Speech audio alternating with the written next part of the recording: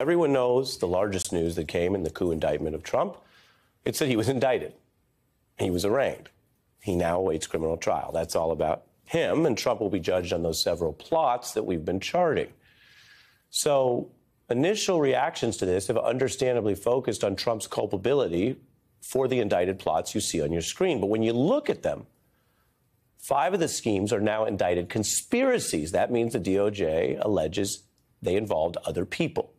You cannot do a conspiracy alone. The law requires 2 or more people. Think of it as the tennis of federal law. You don't need a whole team, but you definitely need at least one other person to be in the game. And Jack Smith is saying the other people in the game with Trump are these co-conspirators. He names 6 total, but has not indicted any of them, at least not yet. But even being an unindicted co-conspirator is a big deal. We know that in law and history, the nation was quite concerned when prosecutors named Nixon as an unindicted co-conspirator in Watergate. I'm not a crook. President Nixon has been named by a grand jury as a conspirator in the Watergate cover-up. 1 year of Watergate is enough. The jury voted unanimously to name Mr. Nixon as an unindicted conspirator. I have never obstructed justice. The jury believed the president was part of the cover-up crime, but it did not accuse him specifically of that crime. Unindicted co-conspirators. You saw that then in Watergate. It's big. Smith is running this same play against these new co-conspirators. 6 total, 5 identified on your screen. The DOJ found these several people trying to help a criminal president. Now, there are questions if this is part of a Jack Smith plan to leave open the threat of other charges. I'll tell you that under standard practice, an indictment doesn't actually always name other figures, including co-conspirators. But this indictment's not redacted or coy.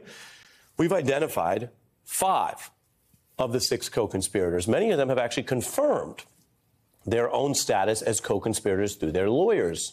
We spoke to one co-conspirator's lawyers just this week, in fact, who confirmed his client, John Eastman's status, and also pushed back against possible future charges. So in our special report right now, I'm going to walk you through this. The first co-conspirator there is Rudy Giuliani. He was lying about the results within 4 days of the election and soon was across multiple plots, including pressuring the state lawmakers, the fraudulent elector scheme, and then trying to get members of Congress in on January 6th certification sabotage. Indeed, Smith says he spread knowingly false claims that the defendant's 2020 attorneys, some of the others, would not. Then there's the coup lawyer I mentioned, John Eastman. Now you can see here, when the Fed seized his phone over a year ago, putting his hands on his head, taking the phone, he now faces disbarment proceedings. So he's been facing the long arm of the law here for some time. And when Congress came to that same gentleman, Mr. Eastman, with questions, well, he repeatedly pled the Fifth. I assert my Fifth Amendment right against being compelled to be a witness against myself. Did the Trump legal team ask you to prepare a memorandum regarding the vice president's role in the counting of electoral votes at the joint session of Congress on January 6, 2020? Yeah. But you will not discuss those same conversations with this committee. Yeah. The next co-conspirator is Sidney Powell, who even Trump said in the middle of all this, she sounded, quote, crazy. Fox News lost its huge defamation case over her kind of claims. And so when you look at Powell's role in all this, she is someone who was not only unhinged within the team, but was the outer edge of what Smith thinks they can prove in court were knowing lies committed through fraud submitted to the government. Then there's the DOJ naming one of its own, Jeffrey Clark, a co-conspirator. And as you see right here, the government video shows the feds coming to his front door, pulling him out of his house in order to search his home. That's when we got some of the first signs, the level of legal heat. You see the door of his house. You can imagine the shock and dismay he felt. He once had a hugely powerful position at DOJ. Now he's dealing with a DOJ-authorized search warrant to come into his home. Trump tried to install him as a basically coup attorney general.